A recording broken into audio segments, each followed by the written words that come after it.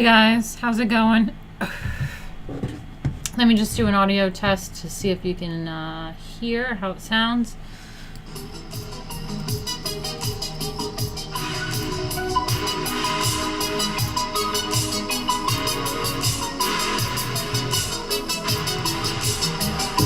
Just give it a minute. How are you guys doing? We are here for art stream. Yes. Poster House. I went to the Poster House in New York City. If you don't know what that is, it's a poster museum, which is kind of cool. Posters are cool. I have posters. There's Lady Alchemy posters. Band posters are cool. I used to have event posters. Hey guys, how's it going? Alright, cool. Audio test works. Sounds good. Thank you, Jay, for the link. Yeah, also, guys, just, if you enjoy these art streams and political streams and just this community that we have, you can help keep it going by contributing, and you can do that by going to that link, streamlabs.com/Martina Markota TV, and Jay shared it. Thank you so much. And yeah, like I was saying, there is the let me put background music on. Hold up. I always forget something. Let's do piano.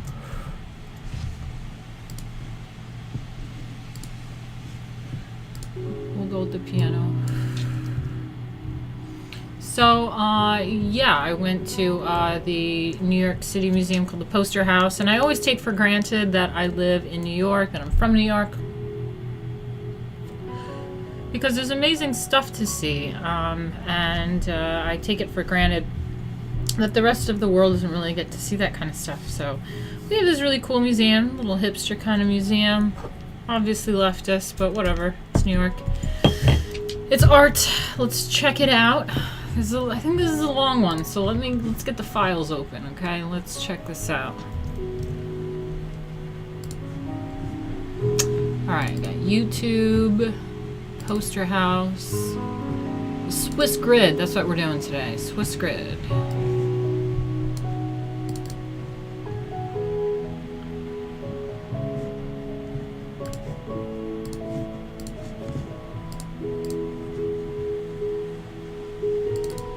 Window capture action. Hold on 1 second. There we go. Ah, too big. Too big. Ooh.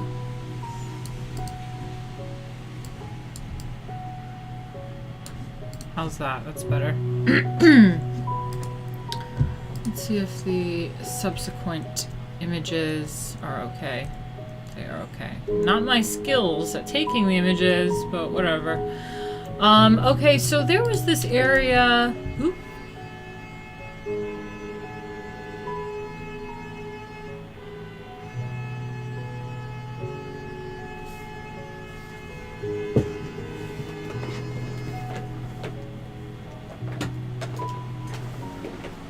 Okay, I think that's over with now. It's a rainy day today. It's kind of crazy out there. Hair is getting crazy. Just put a little lipstick on.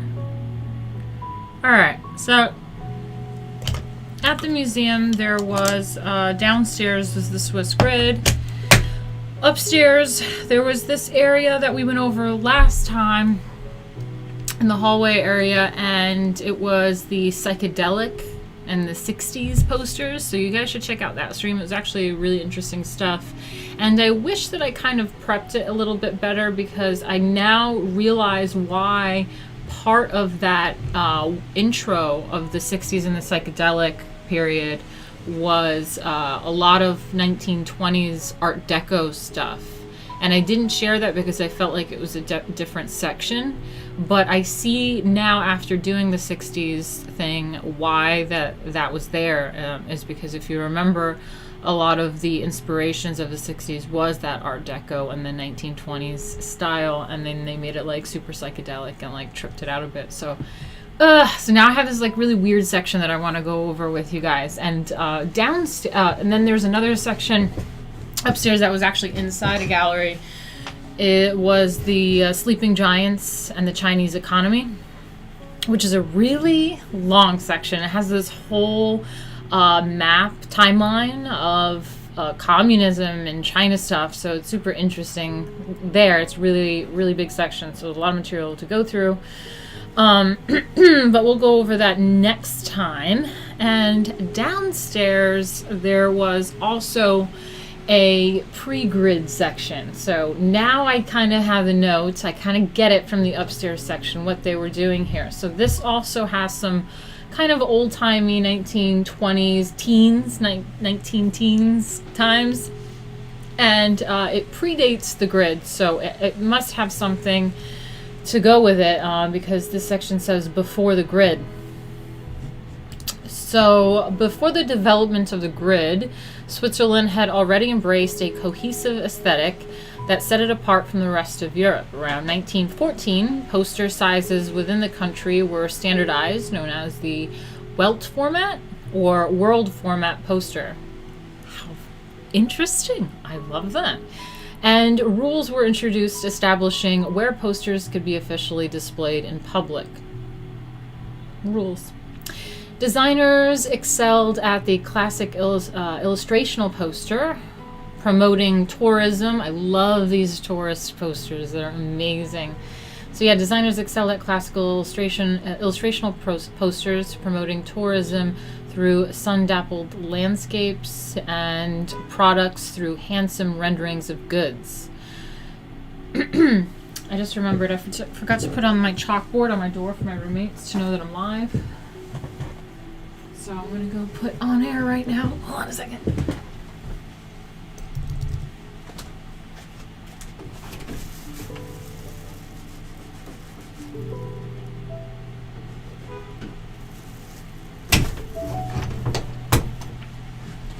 Okay. Chalkboard is updated. Got it.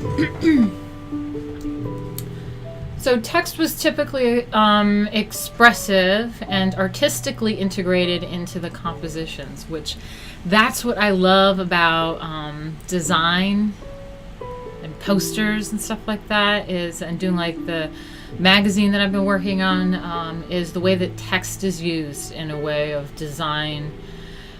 Yeah, it's really cool. So text was typically expressive and artistically integrated into the compositions. Most posters would also have to be redesigned in one or more of the country's 4 languages, German, French, Italian, and Romanish, to meet governmental rules on advertising.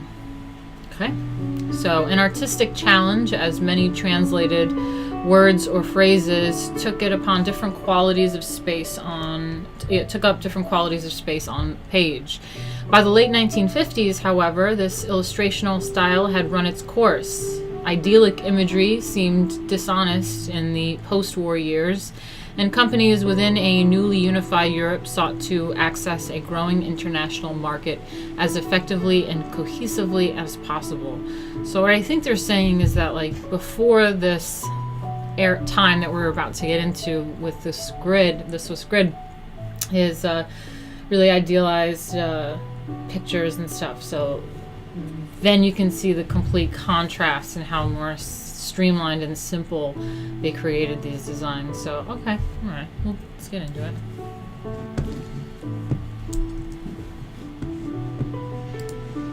Let me just check in on you guys real quick.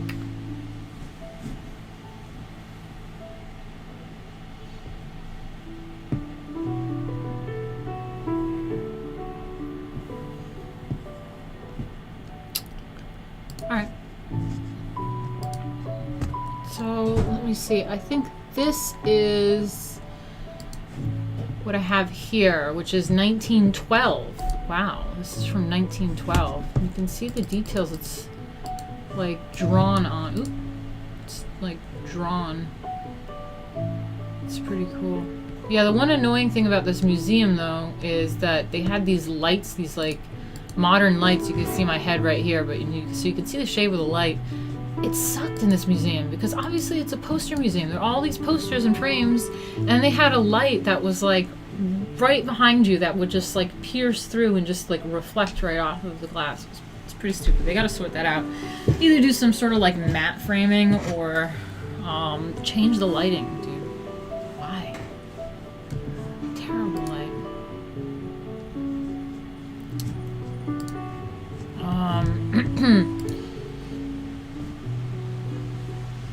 Yeah, so 1912, Edward Rengley. He was born in 1863 and lived to 1921. Wow. So first held in... Oh, yeah. What? Oh, first held in 1832, the Federal Turnfest in Switzerland is the country's largest sporting event, focusing primarily on gymnastics and other athletic feats. Oh, wow. Okay. Why do they look like black men? I'm confused. I'm really confused by this. So, Rengley's poster shows the wispy atmospheric treatment of the line that dominated Swiss design in 1910s. Okay. Cool.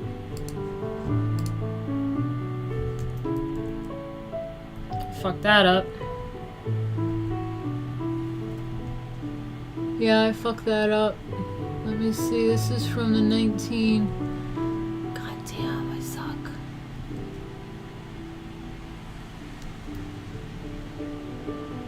Well, it sucks. I don't know the details on this guy. But again, this is this... let me see if I can at least get the date. 1919. Okay, so this is 1919. Look at their hats. Cool.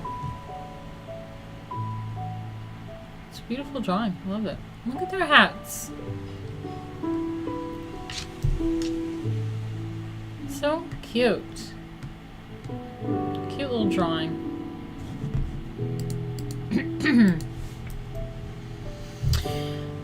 I wish I could tell more about it. Okay, but we have this one. It's from 1921. And it's the Benhoff Buffet Basel. Again, this almost looks like a oil pastel. It's like a proper drawing. Look at that.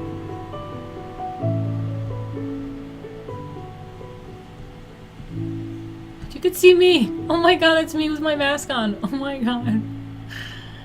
That's so funny. Look, he's kissing, sending me kissy faces. He's giving me kissy faces.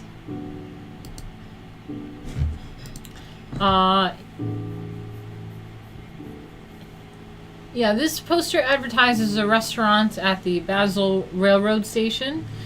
It would have been displayed on the platform to entice visitors. Oh, yeah. I love some good railway art. Hell yeah. Cool. Amiet was a popular Swiss painter. Okay, he was born in 1868 and died in 1961. Wow.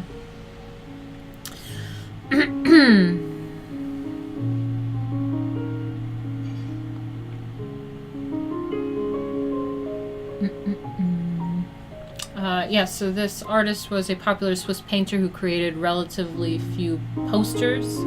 There is an appreciation of white space in this design that seems to foreshadow similar treatments put forth by designers like Armin Hoffman in the 1960s, which we will get to. So again, remember, we are kind of going into the pre-60s Switzerland clean minimalistic aesthetic, and they're just showing us a little bit of what predates that and how they kind of got inspiration but also strayed from. So they kind of strayed from, I mean, I do see some minimalism in this with no background and stuff, but the super realistic like images and stuff they kind of got rid of.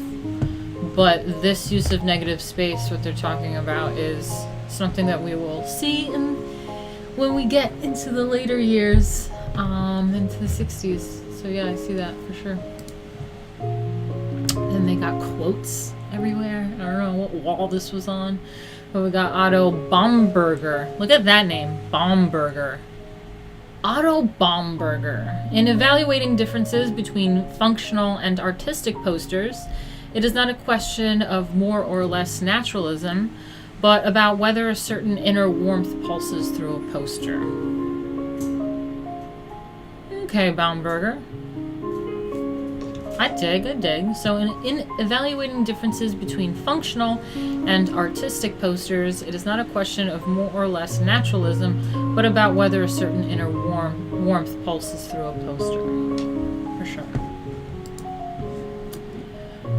Oh, I think, is this... Did I get this guy? Hold on, this is PKZ.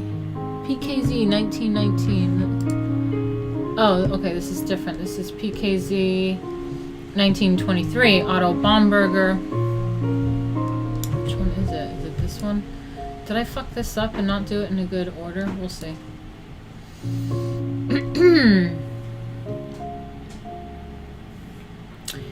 Otto Baumberger, 1889 to 1961, Poster House Permanent Collection. Okay. Baumberger is one of Switzerland's most important and prolific graphic designers, creating over 200 posters during his career. Imagine being like a poster artist. It's cool. This poster is a marvelous example of the Sachplakat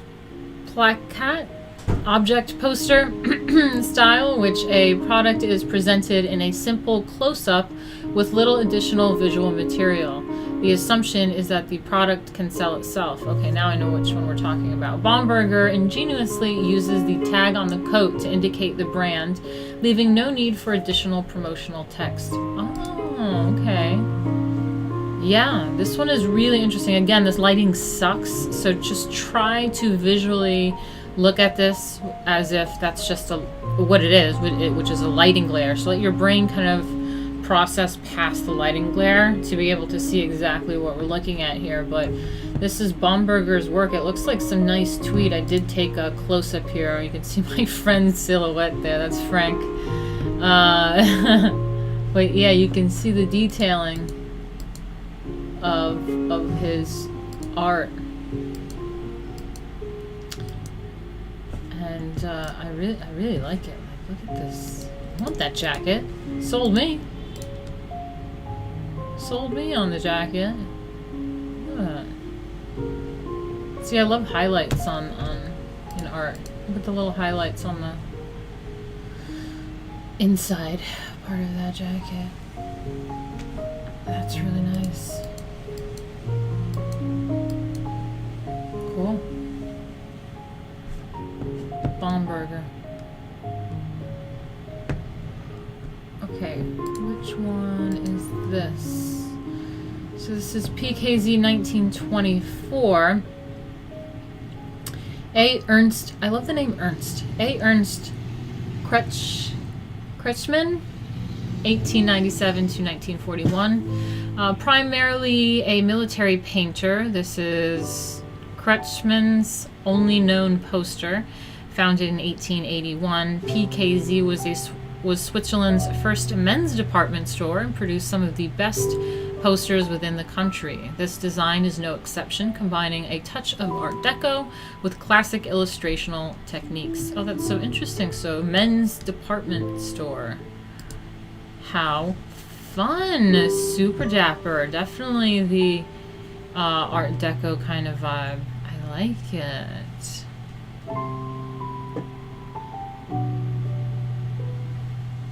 Cool. There you go, men. Here's some men's department store. He's got his cane. Look at the cane. Dapper. Dapper as fuck. Oh god, what did I fuck up? There's this. Okay, so this is Canton. Okay, I think this is what I was trying to get at. That's lovely. This is a very, like, almost airtight type. Look at those 1920s eyebrows. If you know anything about fashion and makeup, that's a 1920s look right there. Instantly. Even the silhouette is very 1920s. I like how it just looks fluffy and simple. I love that. Make some alchemy art like that. Okay, I'm going to try to read this best as I can. Does it say 1949? Oh, I guess it's a 40s thing, but I think they were playing off the 20s aesthetic. So, let's see. Charles Lupote? So this artist is considered one of the greatest Swiss poster illustrators. His designs for this period combine ethereal brushwork with elegant subject matter. Like Lady Alchemy. Yes, please.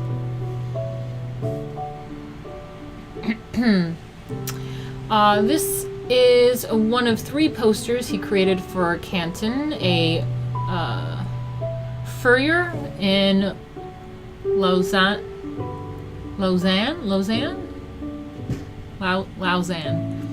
Okay, so for a fur company, so like the fur industry is really interesting actually, because I am a fan of fur. I like vintage fur.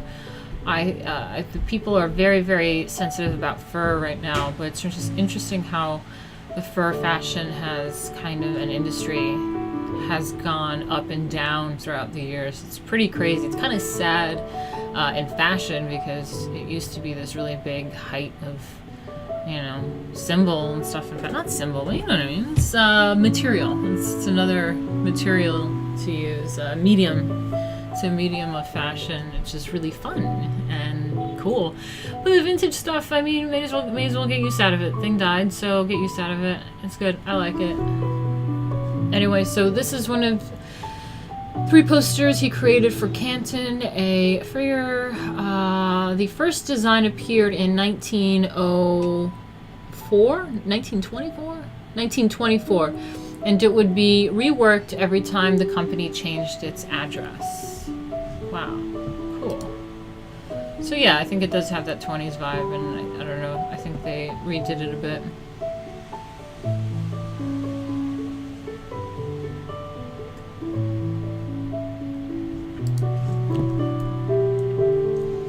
I think repurposing the vintage fur is cool. They also repurpose it for,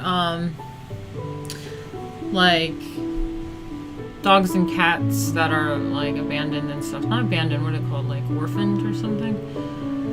It helps them and stuff. I don't know, there's uses for it. It's already dead. I mean, I understand new production or whatever. I don't know, it's crazy.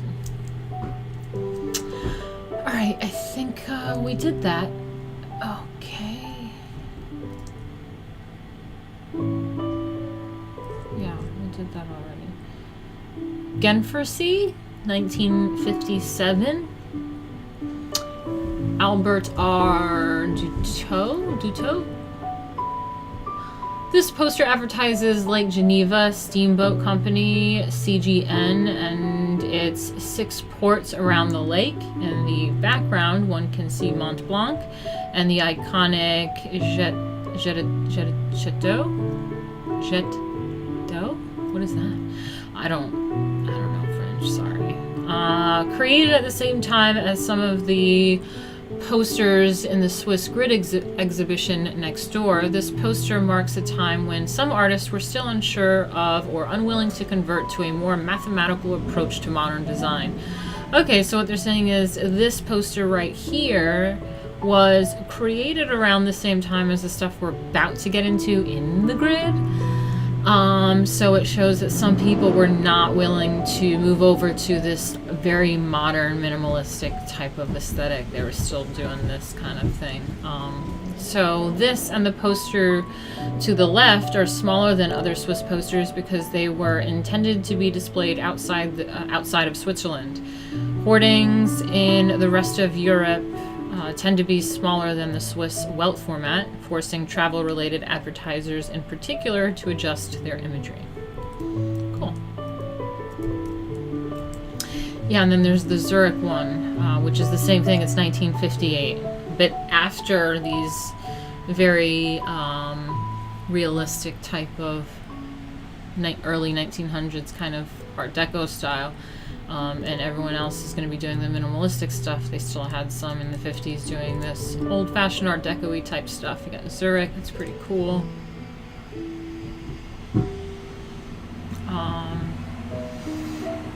It's Max Huntsaker. It's born in 1907, died in 1976. Best known for his work in stained glass and painting. Ooh, this Huntsaker's only known advertising poster. Like the image to the right, this poster was produced during a time of dramatic change in the graphic design world. Most artists, I like how they have it in quotes, most artists held fast to this type of illustration composition, while designers, eager to present their craft as a means of problem solving, began moving toward the Swiss style emerging in Basel and Zurich. Alternate versions of this poster exist in which the space between the word Zurich features trilingual text glorifying the city. Cool. I'd go there. Alright, okay, so now we get into the actual Swiss grid, what they're talking about. So you can see right away, right here, boom, this kind of, again, this lighting, you can just see right through it. Try to imagine all this, the solid black that it's supposed to be with this giant H in white. That's really it. Oops. So just ignore the fact that I'm right there. And all the other posters are in the shot. And Frank is in the shot.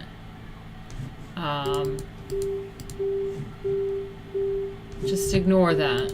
And the lights are in the shot. Oh god, so stupid.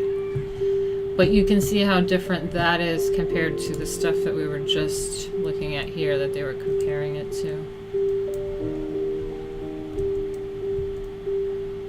So yeah, I mean, blacker than black. That's right, Jay. I photobombed the poster. So this is Jung Hollandisch Bildhauer, 1960. Armin Hoffman, born 1920. This letterpress poster advertises an exhibition of Dutch sculptors at the Kunsthalle Basel.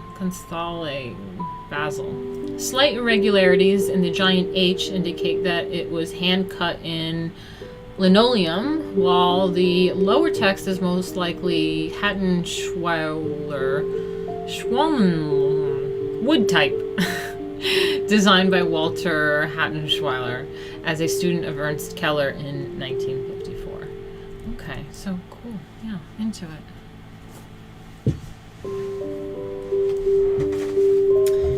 Then we have Gazelle. Giselle? Is that what it is? Giselle, right? Giselle? Armin Hoffman, 1959. One of Hoffman's most iconic designs. This poster promotes the outdoor performance of the ballet. Giselle. Yeah. Oh, yeah. Okay, yeah. Famous ballet. Nice. Yeah, man. Look at this. Is the 50s. This is very modern for 1959, approaching 1960. It's cool. One of Hoffman's most iconic, done for the performance of Giselle.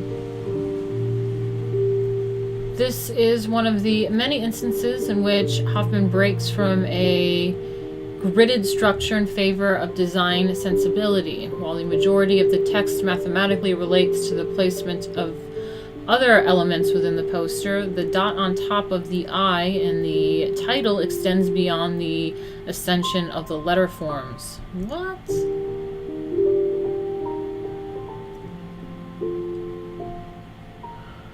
The letter placement of the I, what? Okay, so this is... While the majority of the text mathematically relates to the placement of the other elements within the poster, the dot on top of the I and the title extends beyond the ascension of the letter forms. It also is round. Dot and periods in most sans serif typeface at this time are square. So yeah, they did a lot of the what is it called? The sans serif was their main font. Okay, I guess their dots are square. Cheekily nodding to where the dancer's knee would be and cleverly tying the title to the image. Okay. Oh, I see. Okay. I feel like the knee extends a little bit more than that, but I see what they're going at. Yeah, see, there's the sans serif up here. Yeah, the dots are squares. Huh. Interesting. Oh, sorry, I wanted to see the poster again. Let me...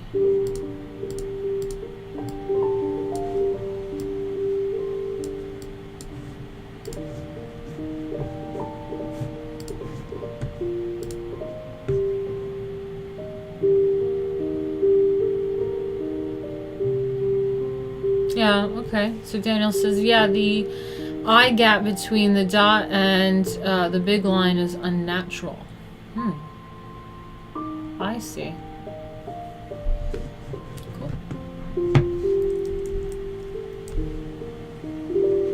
Okay, so here is the Swiss grid. Here we go, here we go. This exhibition explores how grid systems were developed, who practiced them, what their actual rules are, and how they became a lasting graphic design phenomenon. Wow.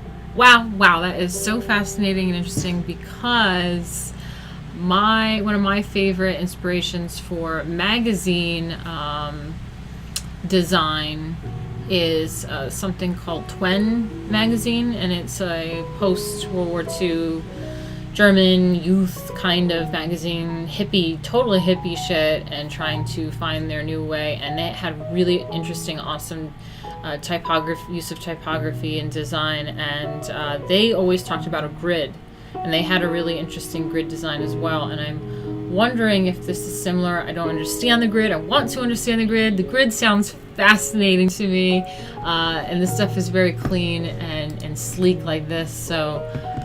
Cool, I'm excited. Let me see, we got 48 people watching, okay, because we are 42 minutes in and now finally starting to get to the actual grid bit, so I'm hoping that people are still hanging in and will stay in this with us. We'll get through this. We'll take a sip.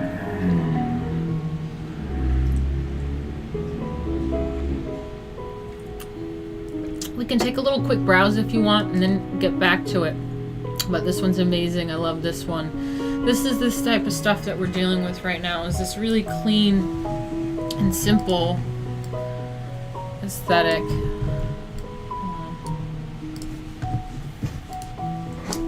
So we can take a quick browse and then we'll study up on it a little bit more.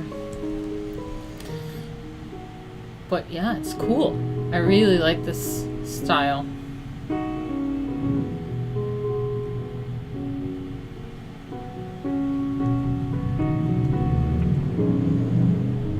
Really cool design.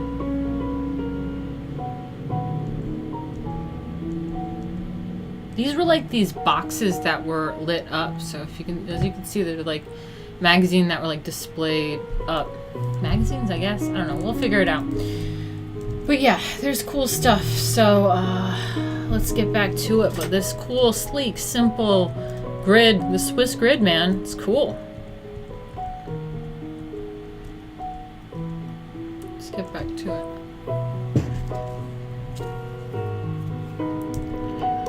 You know, I just get like really, I guess OCD. Remember how everyone used to be OCD? No one's OCD anymore, but I think I still am a little OCD.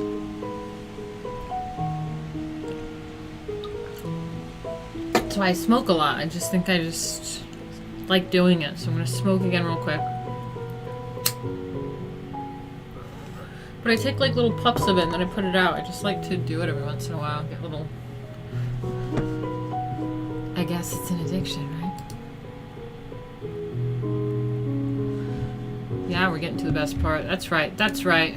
Okay, so I'm just gonna chill on this for a second.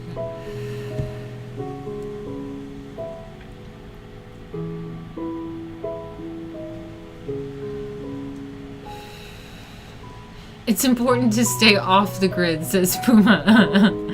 That's funny, I like that. Swiss grids and chocolates to Swedish meatballs at IKEA, and IKEA can't go wrong. Oh my god, it's so funny. Okay. So this exhibition explores how grid systems were developed, who practiced them, and what their actual rules are, and how they became a lasting graphic design phenomenon.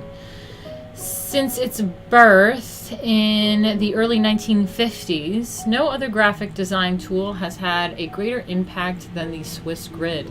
Whether adhering to it, playing with it, or decrying it, all staple styles and movements since then have been responding to this system. Born out of a need for clarity and functionality in a country with 4 official languages. What? I didn't realize that. That's what all that like language business was about earlier that they talked about? Holy shit. Wow.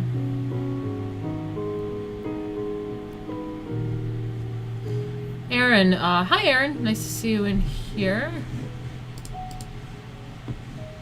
He says, I wonder if you could talk more about the Swiss designers who created the mid-century aesthetic and their opinions on the popularity of the Helvetica typeface. Hell yeah, I mean, I find this stuff really interesting. I love it, so I wanted to share it with you guys. I saw the poster on the subway for the Poster House Museum, and I thought that's really interesting. And I got some tickets for it, and the whole time there I was, thank God it was empty, because it's really embarrassing, but I took pictures of everything just so that I could share it with you guys, because I can't help going to museums and learning these things without feeling like I have to share it with you guys on stream. So for sure we should dive into deeper into these kinds of topics. I should really be keeping a list of things to talk about, really.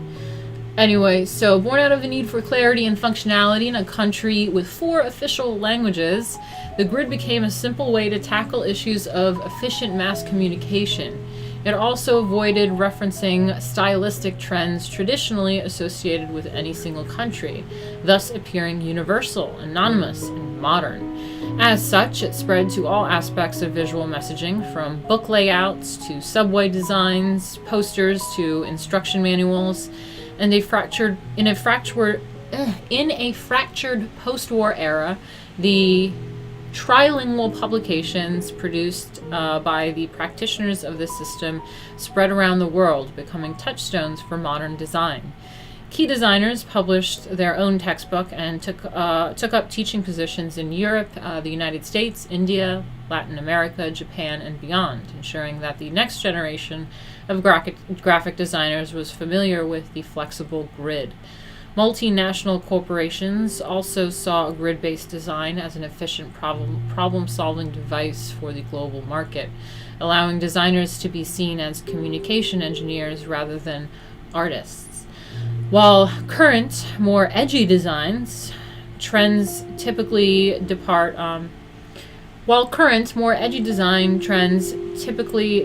from this seemingly regimented mid-century outlook on design, the grid remains a go-to tool for corporate and governmental communication, as no other graphic system offers such a rational versatility and unpretentious functionality when attempting to reach a mass audience.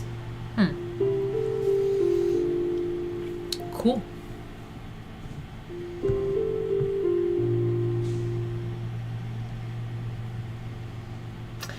Okay, so then we have this one, which is, fantastic. If, I'm not a liberal, but it's, it's really cool. It's interesting. Again, try to ignore the light reflections. Terrible lighting. Look at the tube of light you can see. It's ridiculous. So this is is that how you say it? Auch du bist liberal? 1959. I can't believe this is 1959. So modern. And it's by Carl Gerstner, 1930 to 2017. Oh shit, he just died recently. Wow. This election poster stating "You too are liberal" plays on the 1914 British enlistment poster. Wait.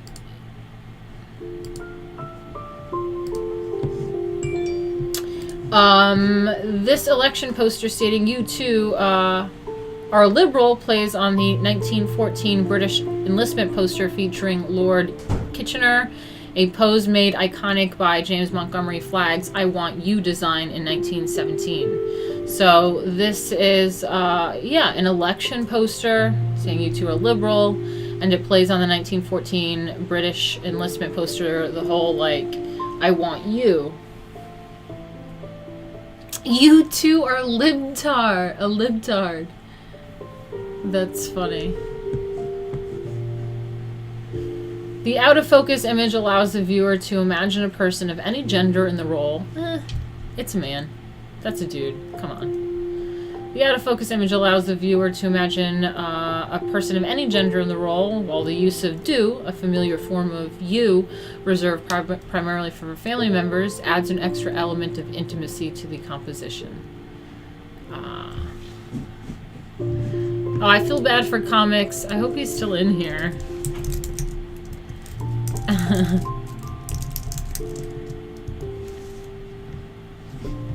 I feel bad for comics. I think that, like, we thought he was a troll. I think one of my moms thought he was a troll, but he wasn't being a troll. He was just translating this, which is you two are liberal. He understood the translation. Sorry about that. We just get a lot of trolls, so just excuse that.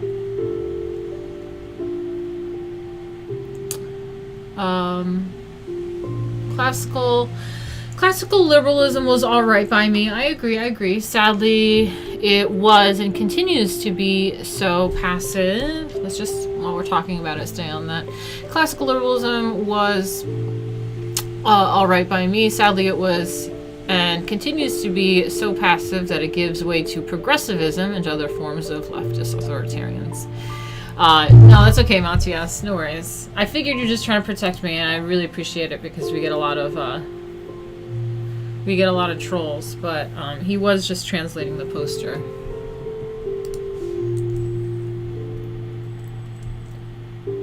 So then we have. I mean, I love this whole concept of the ballet. They have a lot of ballet posters. It's so cool with this modern, sleek design stuff. I feel like New York City museums are liberal. They are. For the most part, they are. I'm not sure if the Met is, but maybe. I mean, it's Koch. But I thought the Koch brothers gave money to, like, Trump and conservative stuff. I don't know. But it's Koch.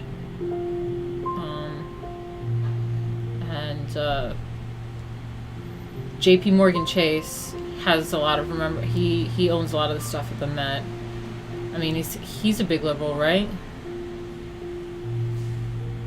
But don't they always act like these big evil corporations and bank people or whatever are just like the evil conservative bad guys? How come they're not these big evil conservative bad guys? They're always like the evil liberal bad guys. Anyway, so we have another Basel 1965. Cool. So this is 1965 and 1964. Armin Hoffman, remember that name? It's repeated throughout this whole thing. Hoffman produced numerous posters throughout the 1950s and 1960s for the Basel City Theater. The piece on the left is one of the most famous, which he often referred to as his Feats design. His Feats design. Is it that one? Yeah. The rectangular boxes at the upper right and lower left, respectively, are demarcated so that a weekly schedule of events can be placed inside of them. Oh, I see. Okay.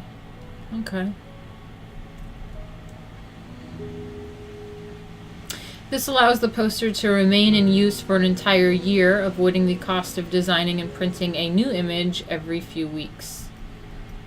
Okay, cool.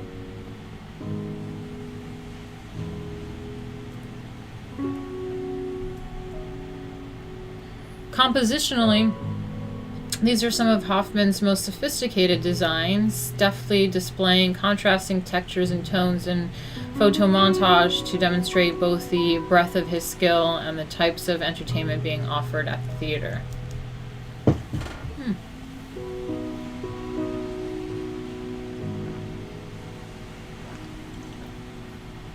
What's the thing on the far left? Is that like a column?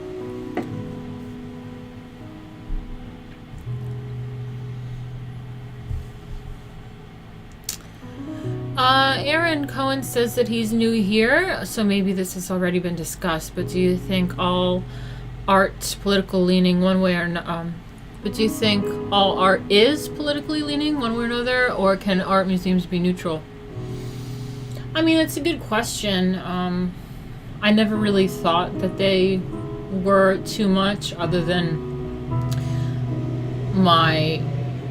me noticing that a lot of them were super liberal and a lot of the artwork was turning to shit because of it. But I never thought my artwork was necessarily political because it wasn't overtly.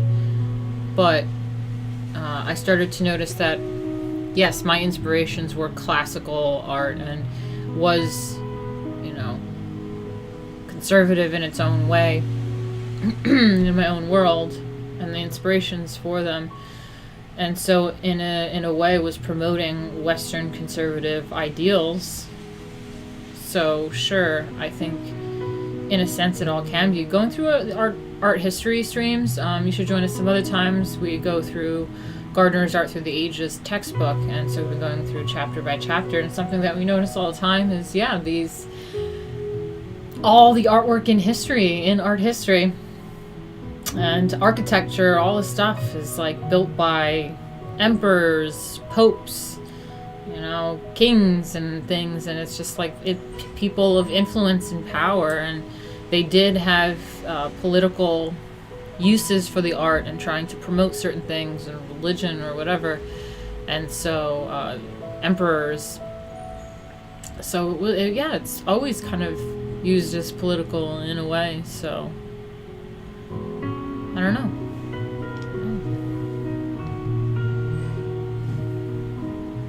Guys, I also have these cookies that I inhaled, the sugar dust, and it was so fucking dangerous. I coughed like crazy. I gotta be careful with it, but I'm taking a munchie.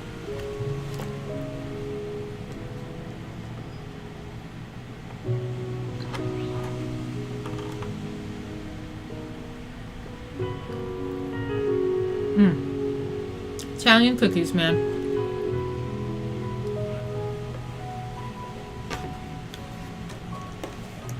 Love some Italian cookies.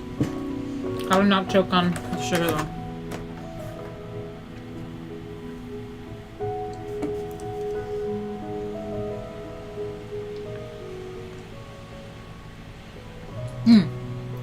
But yeah, what the commenter says about museums, curators, and critics are more liberal and politically driven now.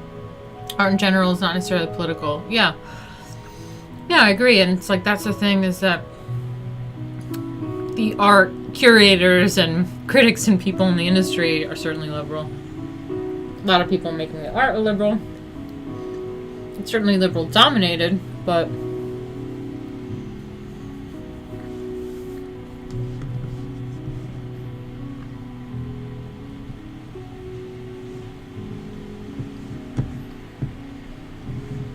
alright. Sorry about that. Sometimes I like to snack.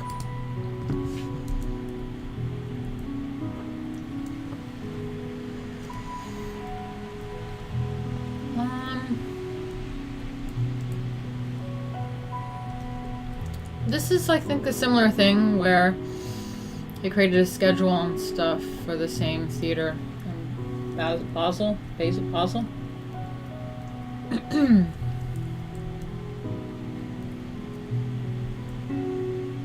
This one's pretty cool too.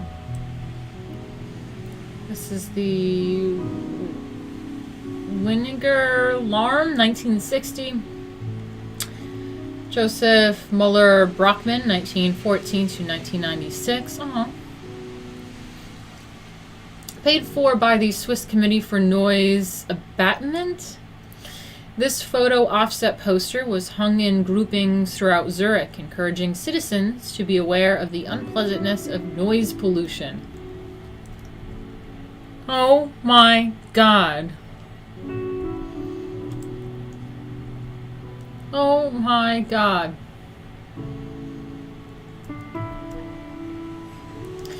Between 1947 and 1952, the number of cars doubled in Switzerland, leading to numerous PSAs related to safety and general social courtesy.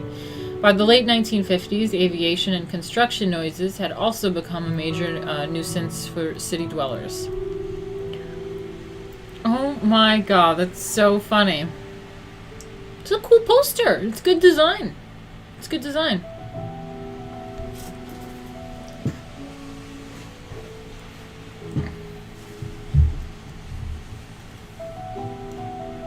Good design.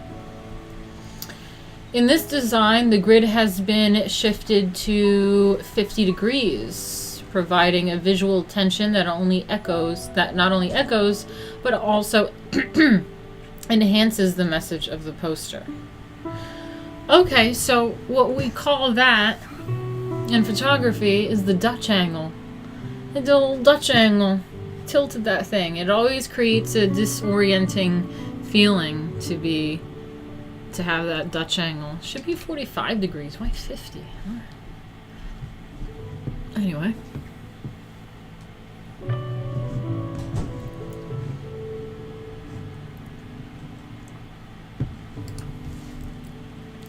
Well, if you guys are interested, I mean, we can see next time. If you're interested, let me show you what we got going on next time too. As far as this poster museum goes. Hold on a second.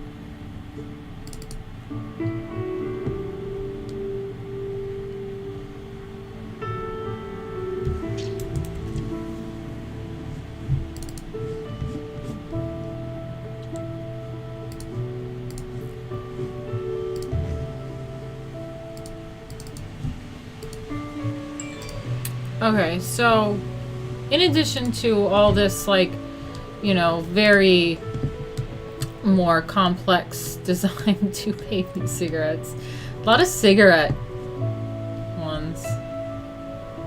Hold on a second.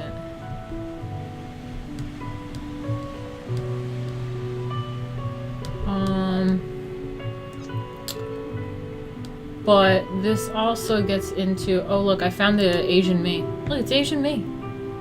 Not funny. But then we get into more of the political stuff and that kind of propaganda, art, poster stuff, and it's quite interesting.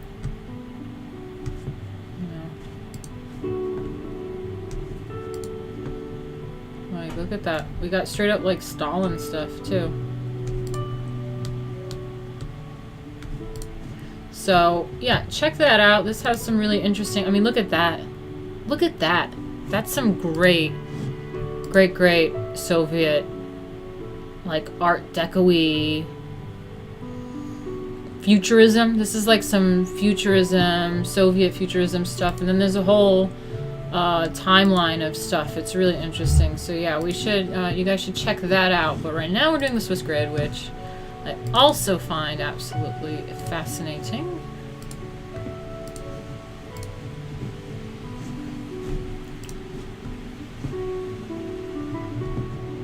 Too Asian for me.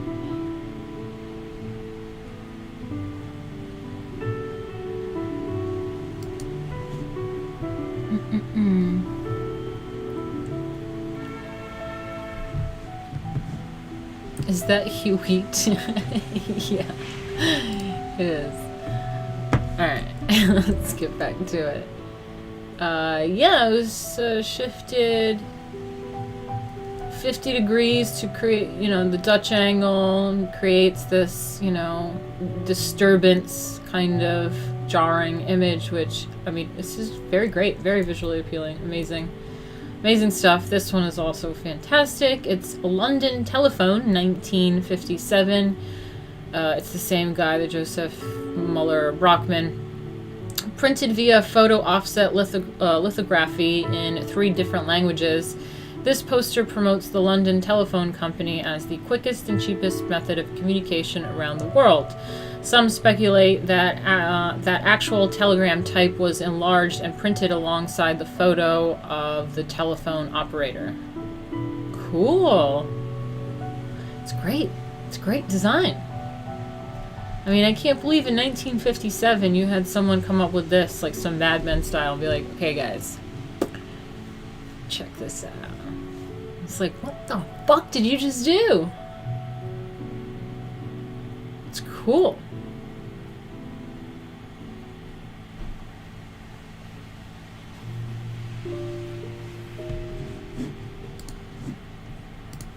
Alright, well, you guys aren't too talkative. So, why Switzerland? It's been an hour. I want to break. I want to pee. I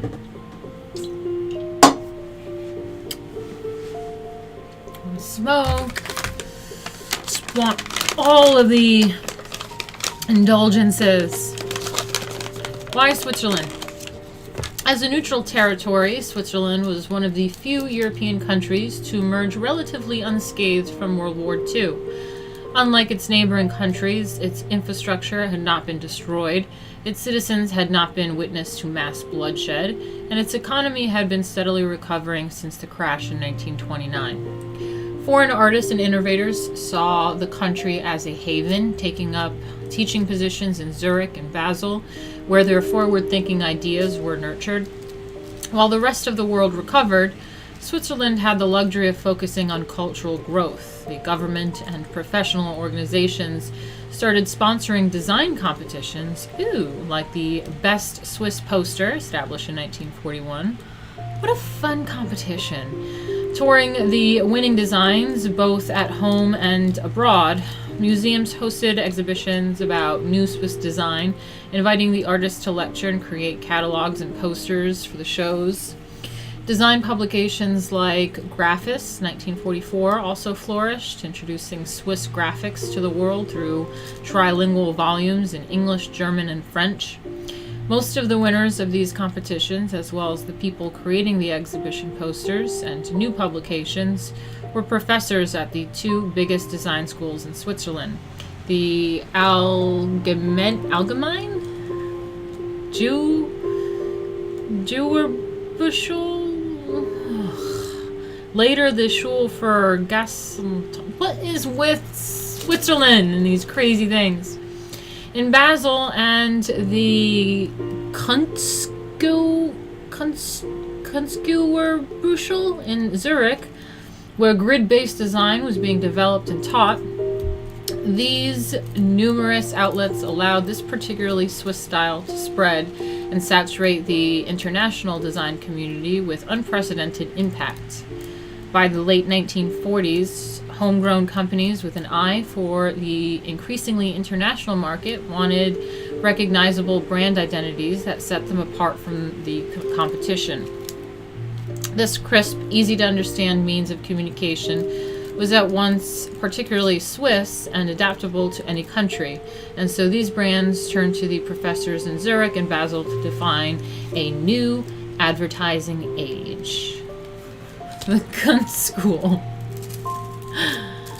Can I repeat the last line? This crisp, easy-to-understand means of communication was at once particularly Swiss and adaptable to any country. And so these brands turned to the professionals in Zurich and Basel to define a new age and new advertising age.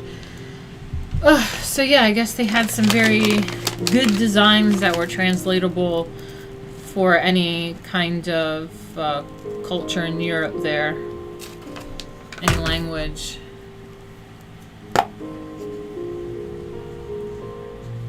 I don't think I saw the movie European Vacation. I'm not sure what the safe word is if I did see the movie. Alright, I'm just rolling a little something. Sorry.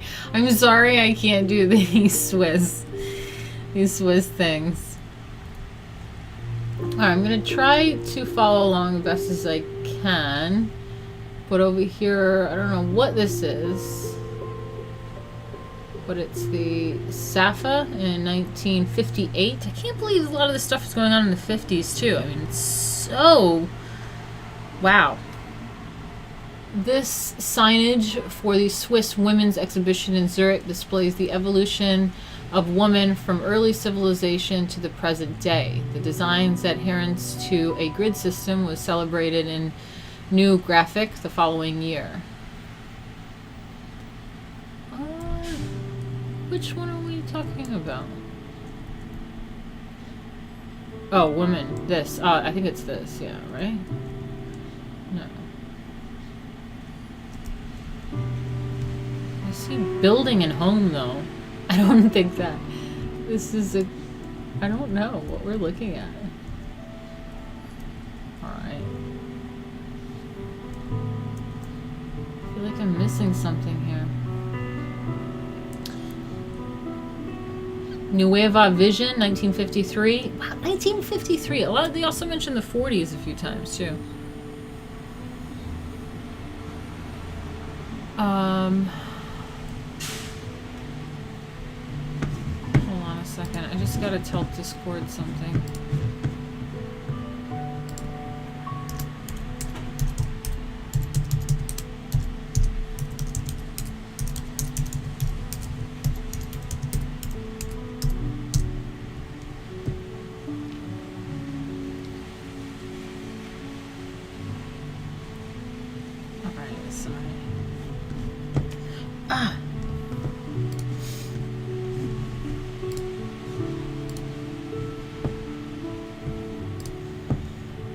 Okay, so we have Nueva Vision 1953.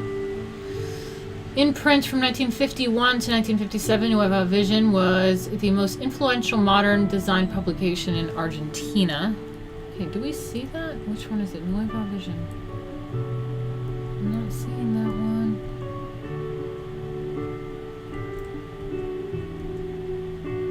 one. Oh, this one. Nueva Vision. Okay. I mean, I like it. I know it looks just really simplistic. Like, imagine if someone paid, you know, you pay someone to do some design and then they, like, come up with red on red and a few little lines in text. But it is really, really, just, like, clean and streamlined without looking cheap. I don't know, I like it. It's 1953, it's amazing.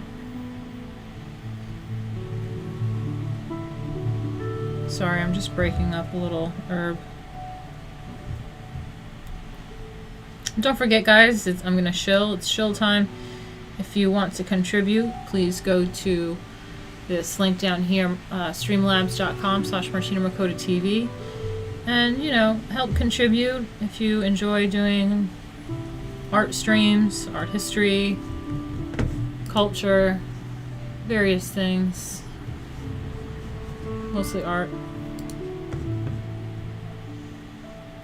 Alright, let me go back. Let me see if I can find the other thing we read. Which one is this? The Safa?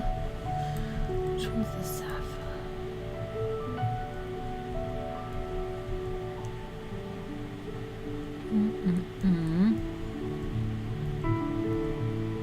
That's it.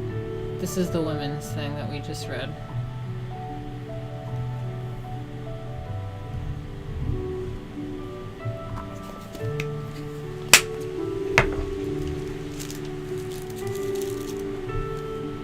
Sorry, just listen to the piano for a minute and look at this.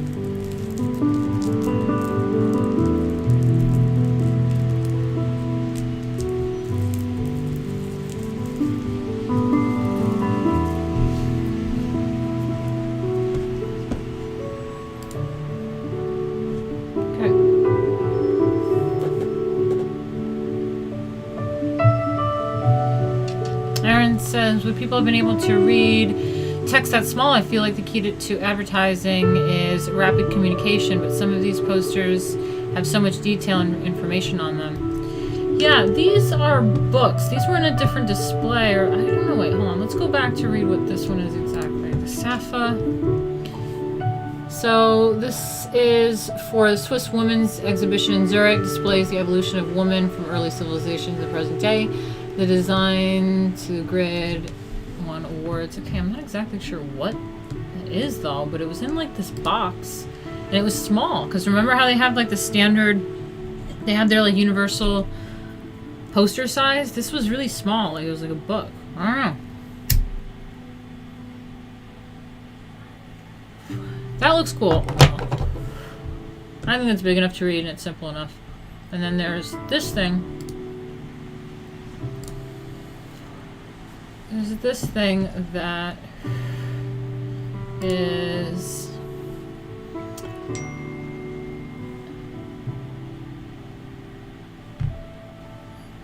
sorry. This is a publication in Argentina.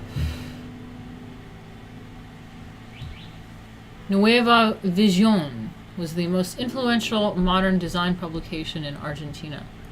I don't know.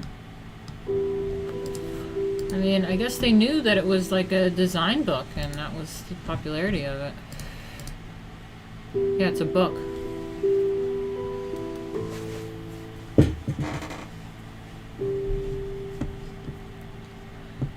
Alright, let's get back to it, shall we?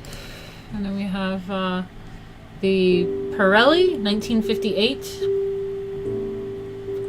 I don't have much to say about that. So Pirelli, let's see. It's not that. That's it right here, which looks really fucking cool. Look at this.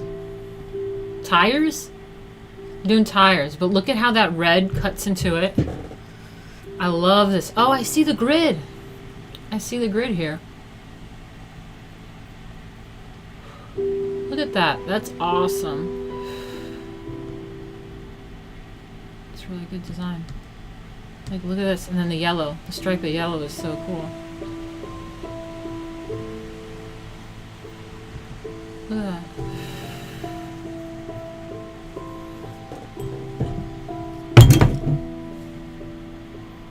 It's cool.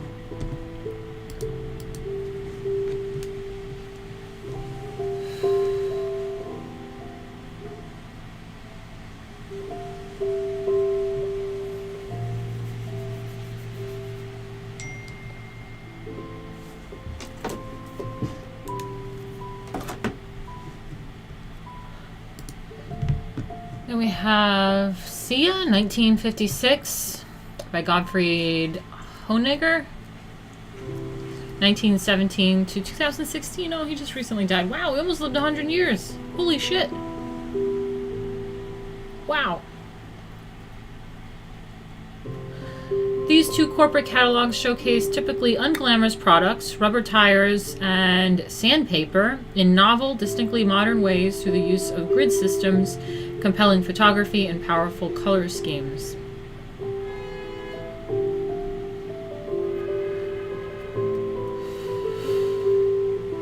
I feel like that's what we just saw.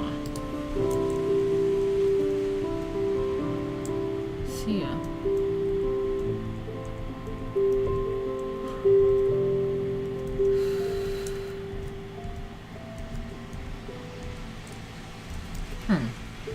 Yeah. I feel like these are like tires and stuff.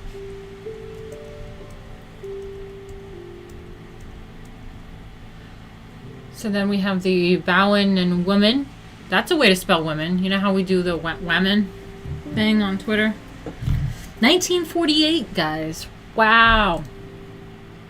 It's done by Richard Paul Lose, 1902 to 1988. Lose was both the designer and editor of this architectural journal that demonstrates one of the most straightforward uses of a grid layout.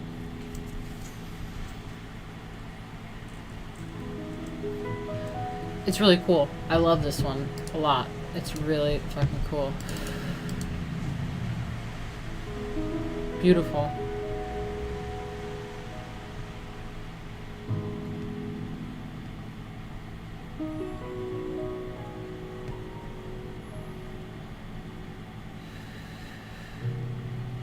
So cool.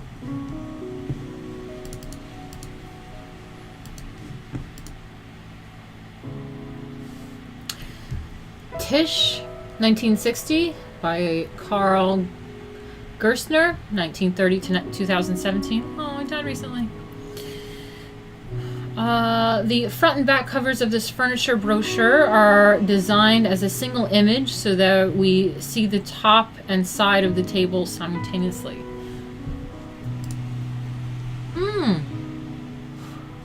Okay.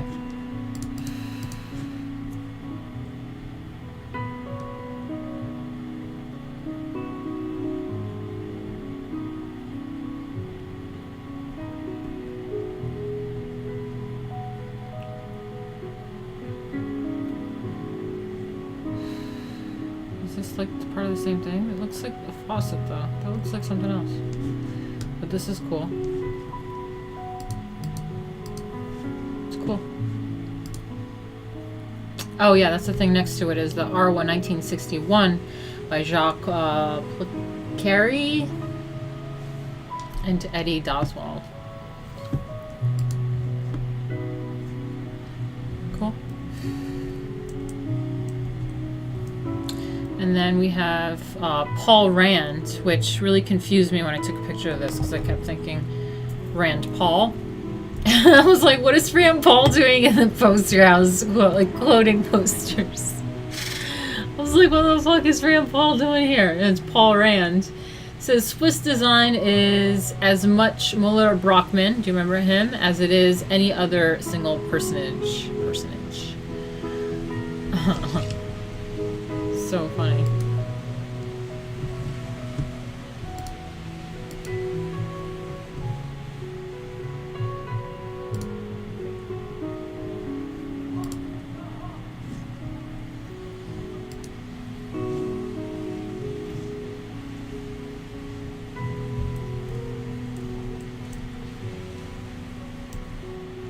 Okay, we got more quotes by Karen Gimme. From the American point of view, it seemed astounding that even ads for ordinary everyday products operated with a precise concept. Cool. Love it. Love it. Love this one so much. Love that one. Yeah, we already went over that one. This one's so cool. There's that sans serif font with the square dots.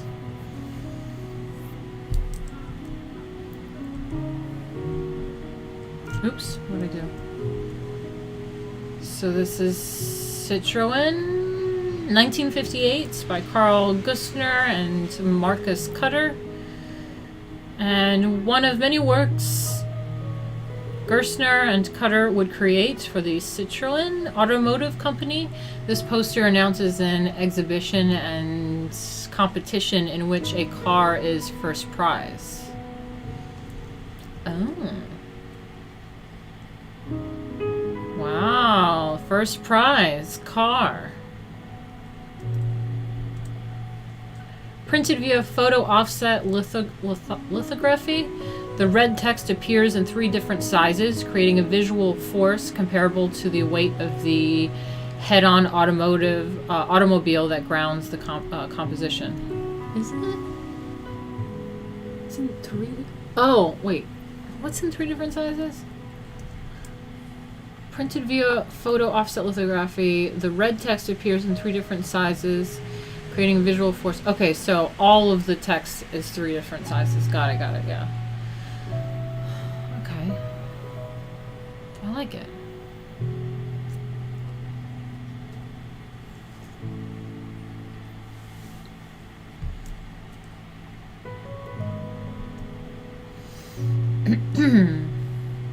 Gerstner was especially fond of running certain elements off the page to create impact. Here, the tail of the 1 bleeds to the edge of the paper while the car is sliced so that its edge runs along the same grid as the body of the number.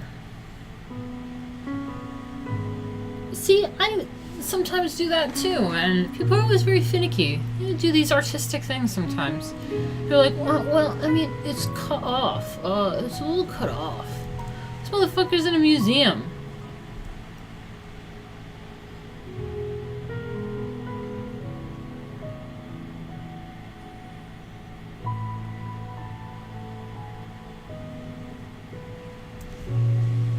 Perhaps inspired by the writings of Max Bill, none of the proper nouns in this poster are capitalized. Okay.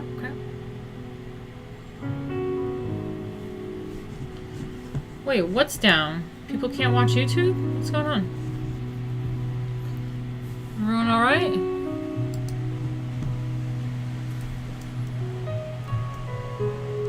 This is so cool.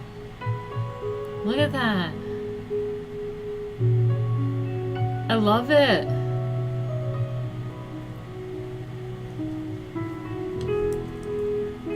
YouTube is definitely down. Oh, well, that's fantastic. Good. God damn it.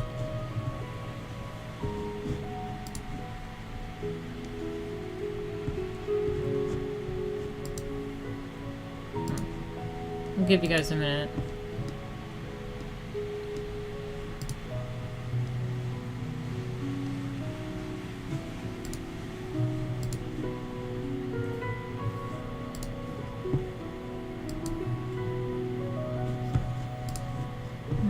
Okay.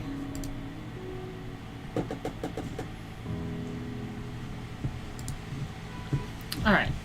Let's get back to it. I don't know if you guys can see or hear me, but we have Olivetti, 1961, Ernst Heistan, born 1935. Two versions of this poster exist. This one announcing that 60 Olivetti typewriters will be given away as raffle prizes at an exhibition in Zurich, and a more common version that just promotes the brand itself.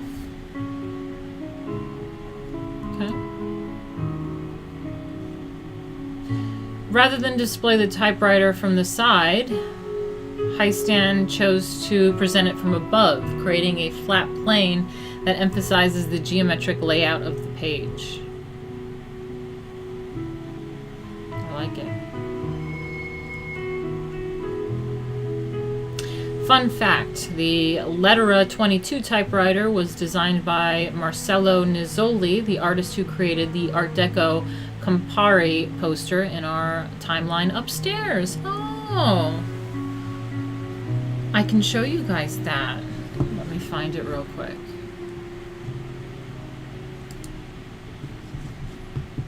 Oops.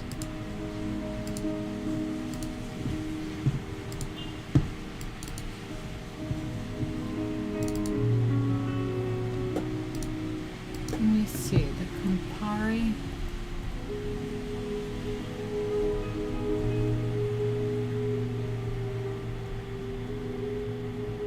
That's it.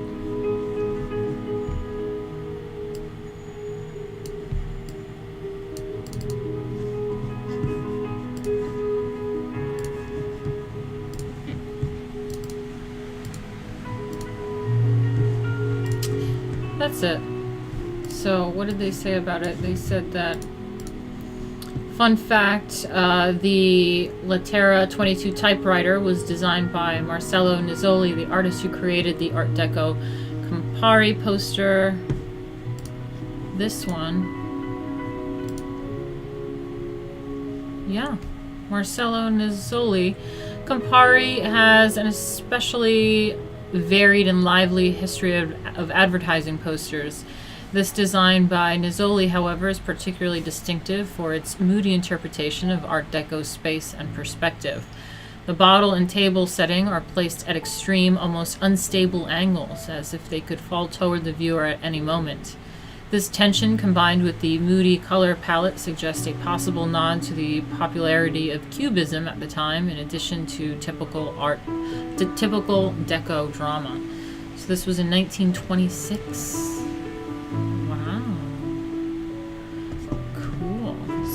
He is the same guy that designed the typewriter.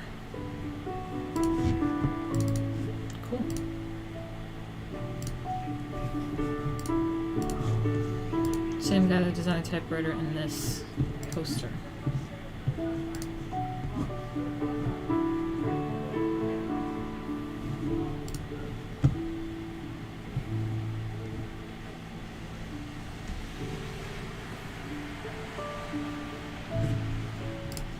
Okay. Winter Healthy, 1969 by Ruth. God, that last name.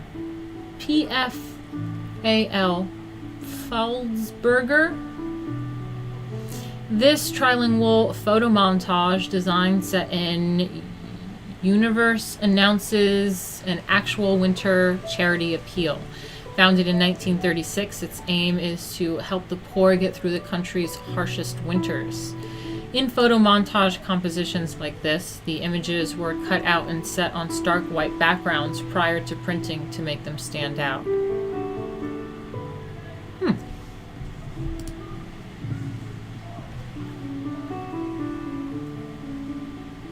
Interesting.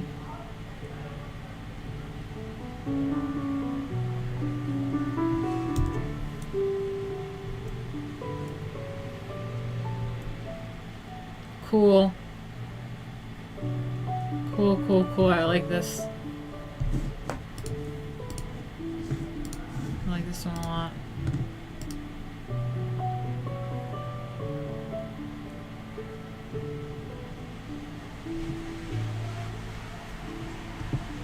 Sorry, hold on, let me just do something.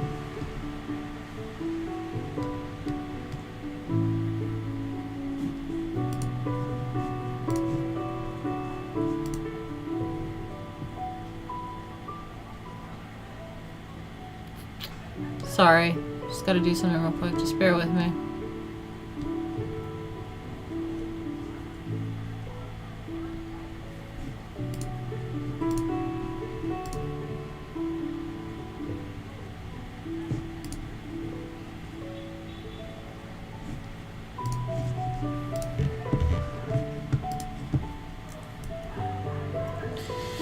So, industry wear von Wilhelm Wagensfeld in 1960 by Frodolin Muller, 1926 to 2006. Oh. This photolithographic poster advertises an exhibition of the work of Wilhelm Wagenfeld, an industrial designer from the Bauhaus school known for his sleek, pared-down home goods. I do like Bauhaus. The mathematical breakdown of the stovepat also serves to reveal part of the complex underlying grid structure behind the poster.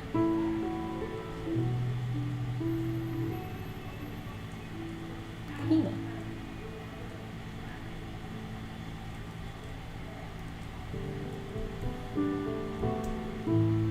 I don't know what I was taking a picture of there. This is so cool. See, this is the type of shit that I would do, and then I would get told, like, Martina, what is that? No one can understand that. What are you doing there? Why? No. It's terrible.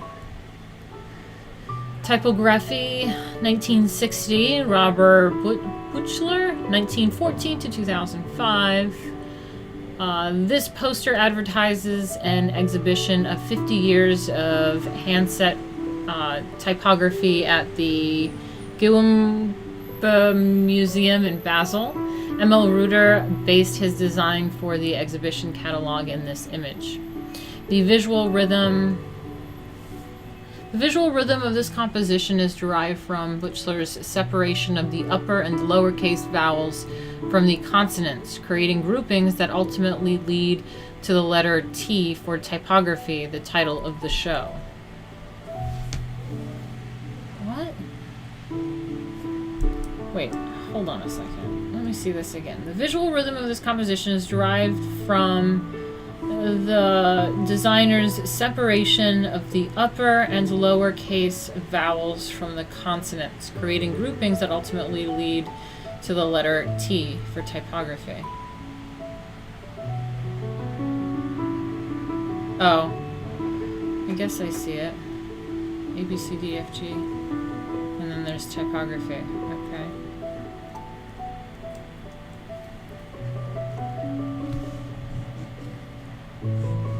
Wait, can you guys not see? What's happening? You guys okay?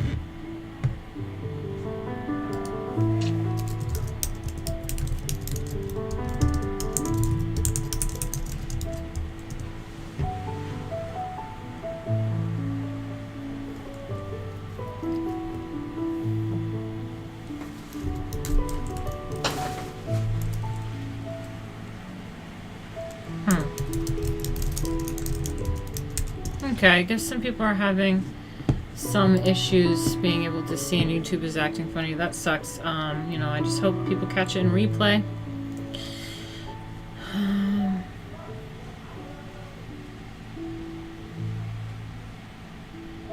The feed is down?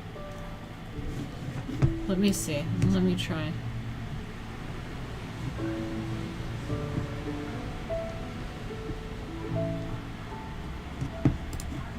Let's see.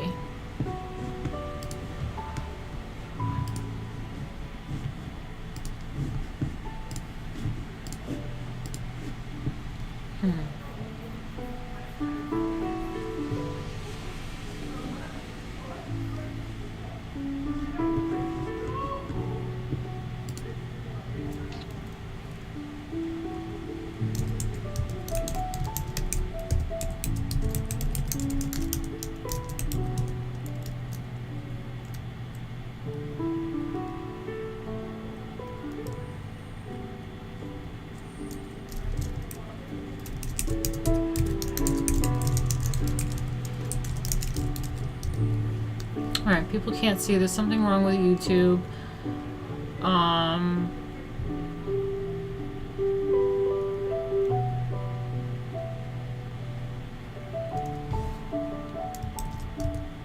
Alright, you know what? I'm just gonna put a commercial on. And hopefully it clears up by the time the commercial's over, so that people can start watching it live, and then I go right back into this information. Because if I just talk while no one can even hear me, it kind of fucks it up for people that are trying to watch it live. And only the people watching the replay will probably be able to see it all. So let's put on a commercial, and I'll see you guys in a few minutes. There's some technical difficulties with YouTube right now. Alright, be right back.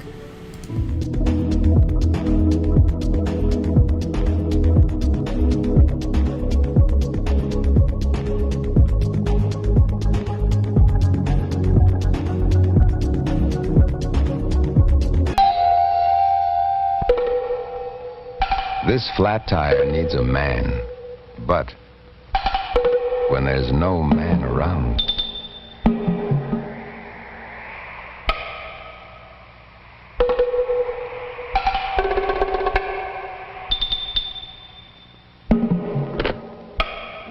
when there's no man around, Goodyear should be. Why? Watch this. New Goodyear Double Eagle carries its own spare inside. Lifeguard safety spare. A tire in a tire. Keeps on going. Next time, give her a second chance.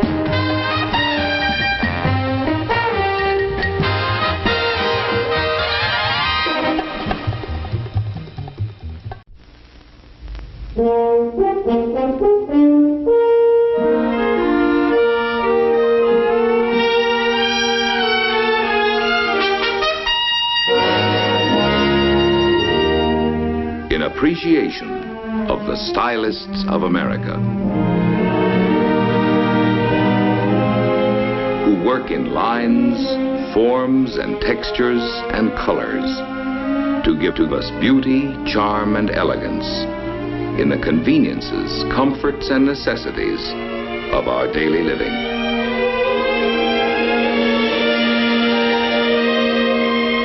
As a tribute to men and women who design.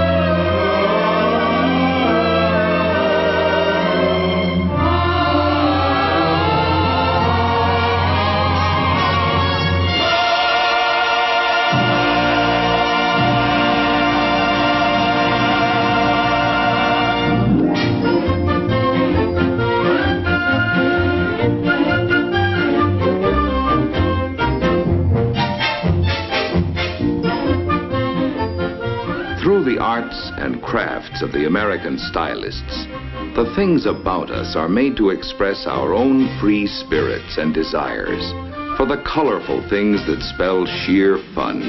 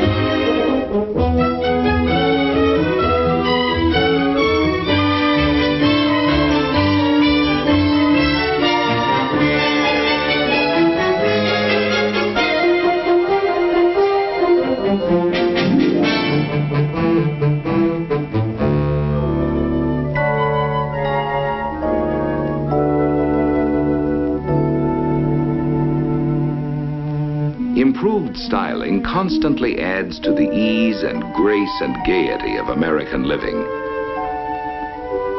The things we have in America are ever changing. The studios and workshops of our stylists pour forth a never-ending flow of service and of artistry. Lines, planes, forms, and substances in colors.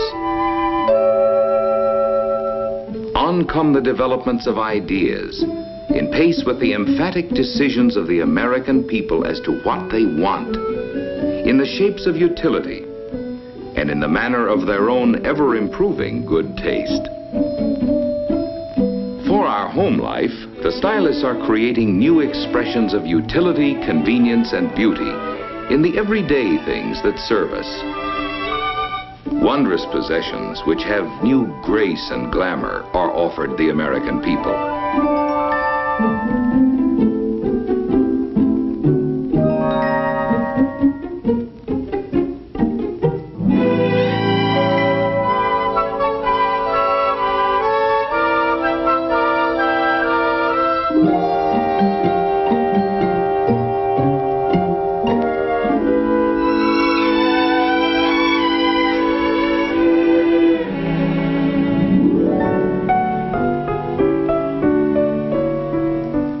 Have more than new plans. They have new patterns for living, made attractive by luxurious interiors. Living space is enhanced by new materials and accented by subtleties of color selection.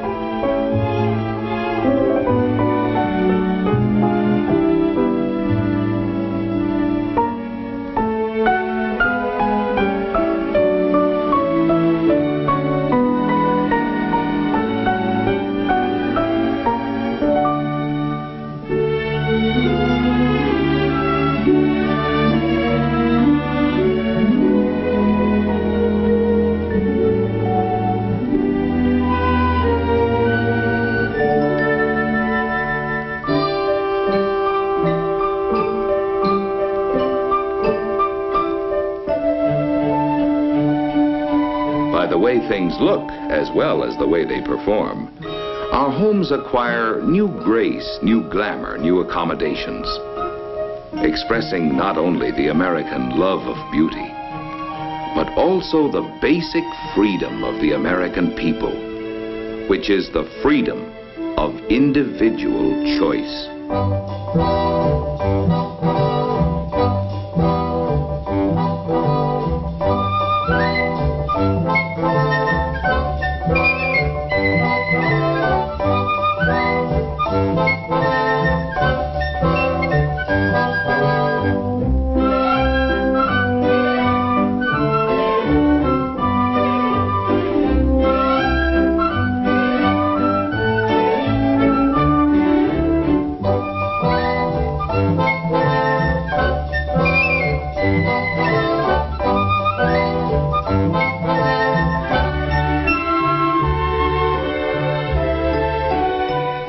In form, proportion, rhythm, and variety, the stylists leave their unmistakable marks on everyday conveniences in flowing lines and graceful shapes, which we as Americans may enjoy.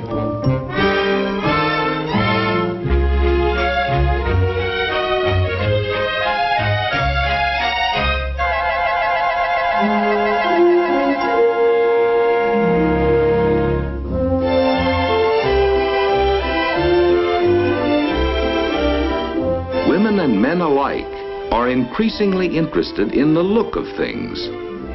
They eagerly give their attention to what's new and beautiful and advanced.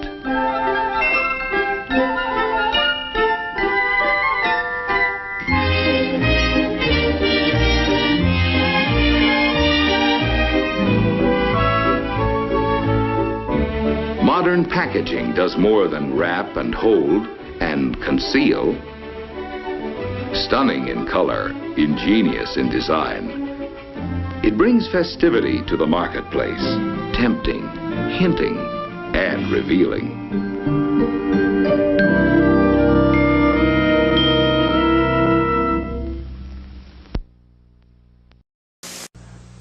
Tonight, right after Animal House, Eric Estrada and Howard Hessman meet the Dream Girls. Hi. Of every man's fantasy. I'll just knock you dead. Morgan Fairchild, Linda Carter, Kathy Lee Crosby, Victoria Principal, and much, much more.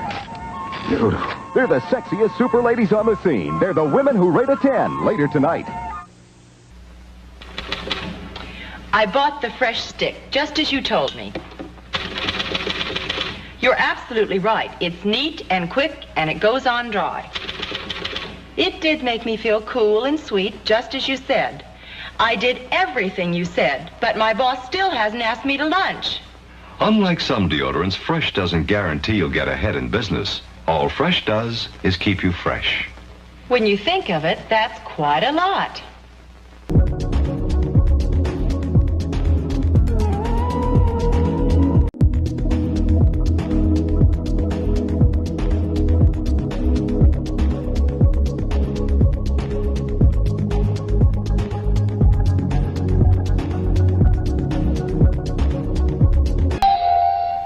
Hey guys, I don't know if you guys can see me live on YouTube right now, but YouTube is down, some funky things are going on, the stream won't load, no videos on YouTube are loading right now, so I'm going to have to end this stream right now, and we'll get back to the Swiss grid another time, unfortunately. That's what we're doing, unless someone just says, hey, I can see you.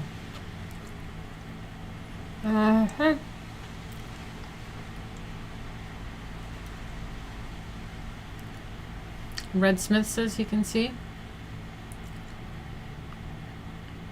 I don't know. I don't think we have this working yet anymore. I'll give it a minute to see if anyone can see or hear me. Otherwise, I'm cutting it out.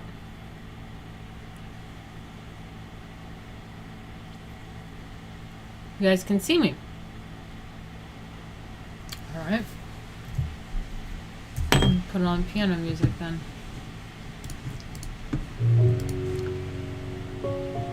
But only if you are already connected. Yeah, see, I don't like that because that means the only thing that's possible is for people, for the numbers to go down. How did the number just went up? The number just went up again. It's only possible for the numbers to go down.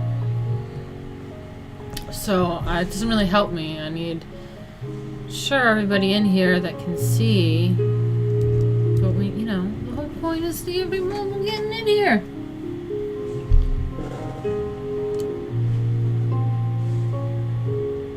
Okay, people are saying, yeah, it's down.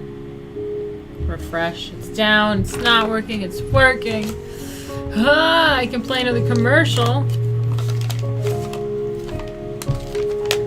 Another commercial. It's up, it's up.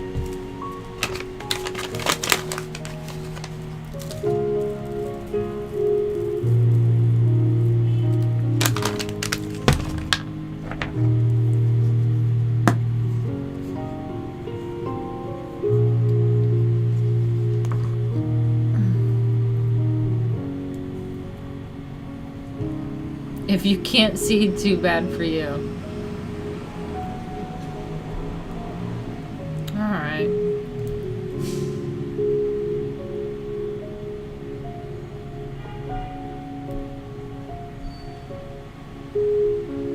Alright, I'm gonna put on another commercial real quick.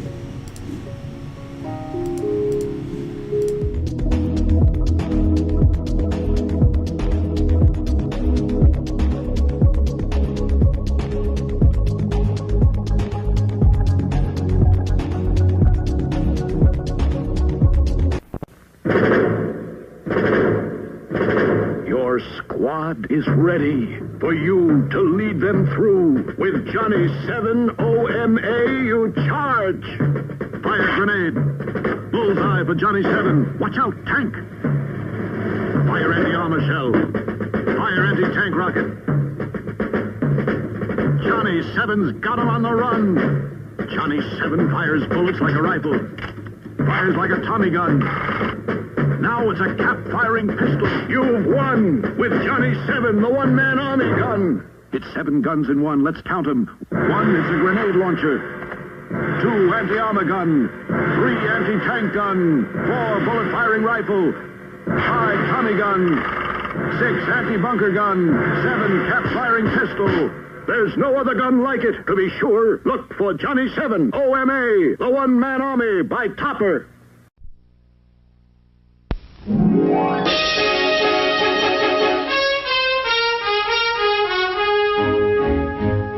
Those who dream and design are always contributing to our ways of work.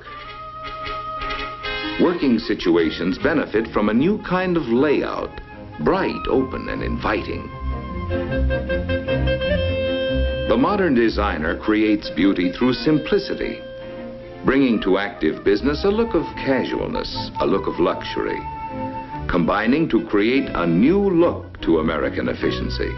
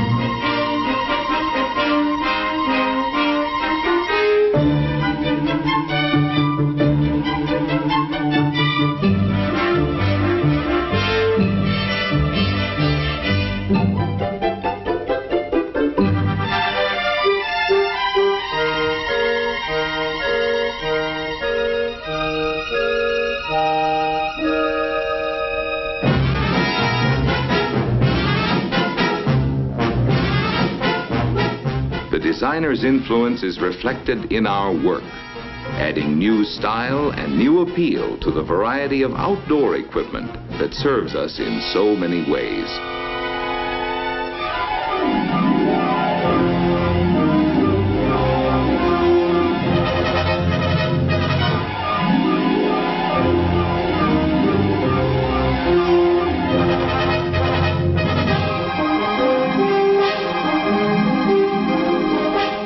Engineering the shape and look of machines that change the shape and look of the land itself.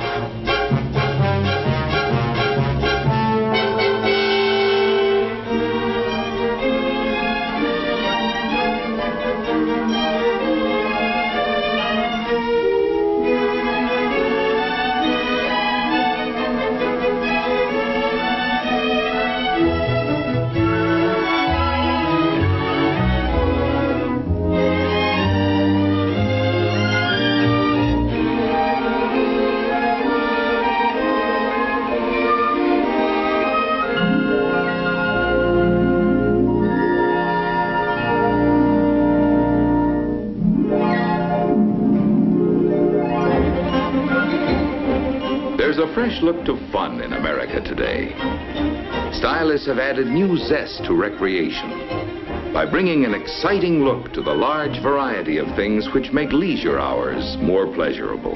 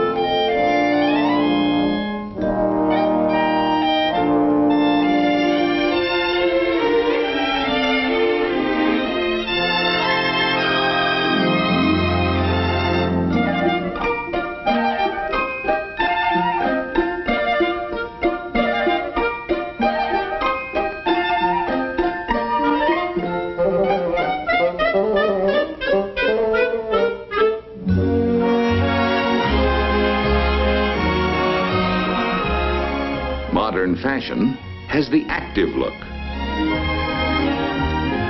the casual look.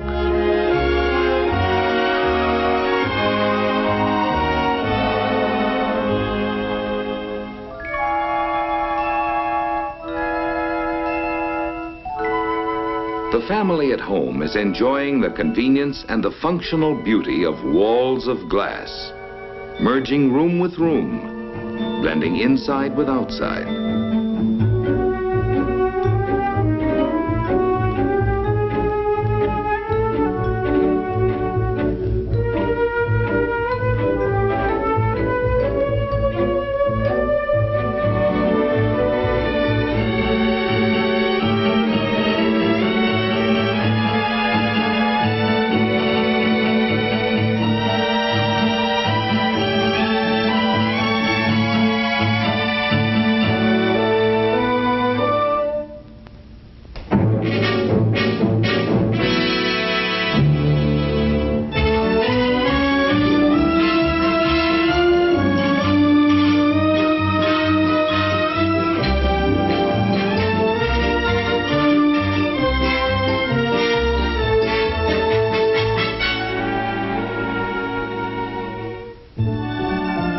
Modern American architecture has a boldness, a functional beauty, the look of America expressed in materials old and new.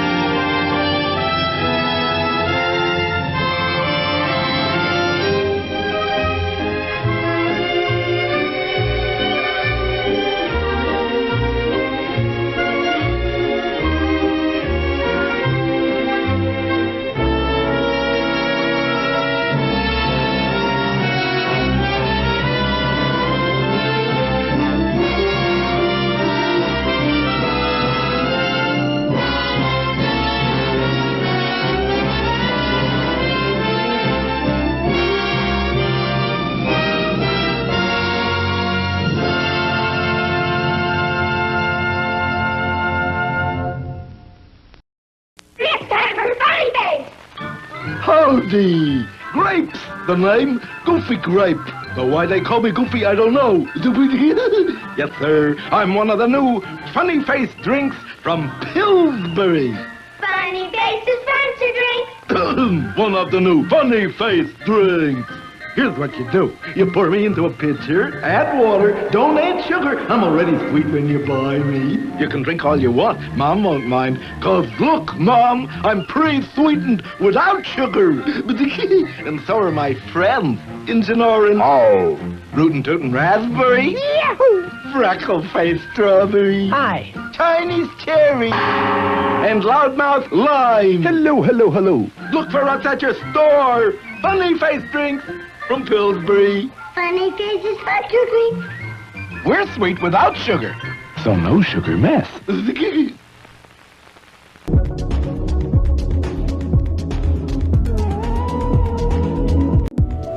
Hey guys, so we're back, but the issues with YouTube have not resolved. So I know there's a few people in here right now watching live that can see, and if you're watching this on playback, this is what's been happening right now. But let's just browse through and see, because it looks like I'm gonna have to end the stream, but Let's just see what we have left, because I may just do a part 2 of this if it's long enough. But we didn't even get to the really good one. I mean, this one was one of my favorites as well.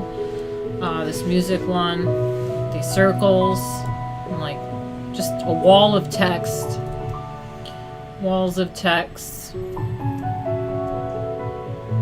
Okay, we have this stuff.